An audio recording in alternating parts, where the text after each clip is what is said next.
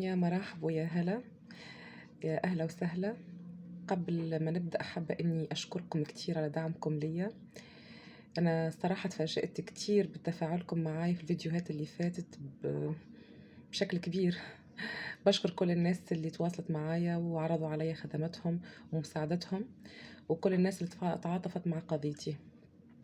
عن جد كتير. أنا بشكركم. احنا وقفنا في الفيديو اللي فات عند استدعاء أحد الجهات الرسمية لرجل أعمال إماراتي لتحقيق في نوع العلاقة اللي أو نوع العمل اللي بينه وبين طليقي اللي يخليه يرسل له مبالغ كبيرة بالشكل هذا.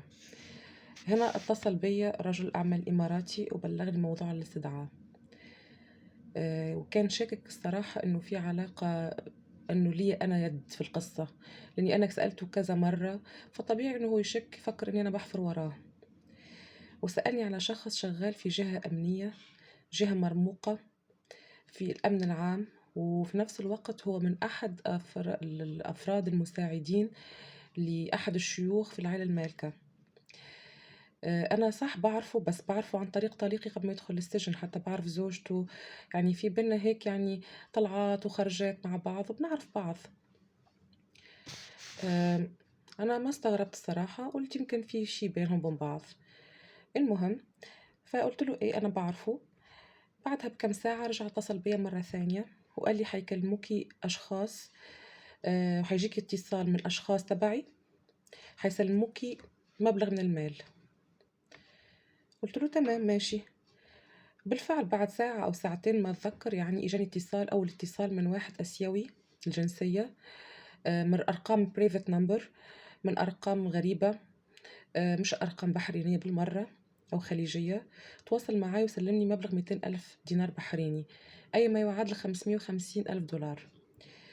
وبعدها بكم ساعة صار نفس الموضوع، اتصل بي شخص تاني غير عن الشخص الأول وسلمني مبلغ. على فكرة باي ذا واي، يعني الناس اللي تتصل بيا مرة ما بترجع تتصل بيا مرة ثانية، حتى أرقام بتتقفل. وسلمني مبالغ، ومرة ثالثة ومرة رابعة، يعني وصل يمكن عدد الأشخاص هي ما بتذكر، بس أتوقع فوق 10 أشخاص في خلال 3 أيام فقط. حتى مرة للأمانة أنا بعثت له صورة وبعثت له فويس، قلت له فيها إنه المبلغ وصلني. فجأت إنه هو لقيته معصب، وليش بعثي لي هالفويس؟ أنا بعثي لي الاستدعاء، أنا مكلميني جهة أمنية، ما يمكن يكون تليفوني تحت المراقبة أو يكون مراقب، أنت ليش حابة تورطيني؟ فأنا فكرت مشان الحسد أو العين، هذا اللي جه على بالي، يعني كانت هيك نيتي. فالمهم، لما وصل المبلغ عندي 500 ألف دينار، تواصل معي وقال لي كم صار عندك؟ قلت له 500 ألف دينار. قال لي طيب، تذكر الشخص اللي أنا سألتك عنه اللي اشتغل في الجهة الأمنية ومع أحد الشيوخ وفي الديوان الملكي؟ قلت له إيه. قال لي تاخذي هذا المبلغ، بس اوعك واصحك تكلميه على التليفون وتحكي معاه في أي تفاصيل، تروحي تزوريه كأنك رايحة تزوريه في العادي، مثل ما كنتي قبل بتزوريه وزوجته، وتسلميه هذا المبلغ، بس في التليفون ما بتحكي معاه في ولا شيء. فأنا عملت مثل ما طلب مني، أخذت الفلوس ورحت قابلت هذا الشخص المسؤول الأمني وسلمته المبلغ. بس الواحد لأنه عنده حسن نية، ولأني أنا بتصرف بحسن نية بالفعل وبهبل، المسؤول الأمني هاد في زلة لسان أو هو كان متعمد، ما بعرف شو نيته بالضبط، عرفني بطريقة أو بأخرى وبالحرف الواحد، قال لي طمنيه، قولي له ليحاتي خلاص ما راح يتصل فيك أي شخص أو جهة أمنية ولا حيجيلك أي استدعاء، والملف حنخفيه. فأنا فهمت وقتها إنه الفلوس هي رشوة، حتى يهرب بها من المساءلة القانونية، يهرب بها من كل الأعمال اللي هو عاملها، والسر اللي عنده يحتفظ بيه. وهنا ابتدت القصة، وابتدت مسلسل الفساد بين الرجل الأمني وبين رجل أعمال إماراتي. طبعا انتوا تعرفوا انه نظرا لمدة الفيديو طويلة جدا وفيها تفاصيل وملفات كبيرة جدا، فأنا حابة اني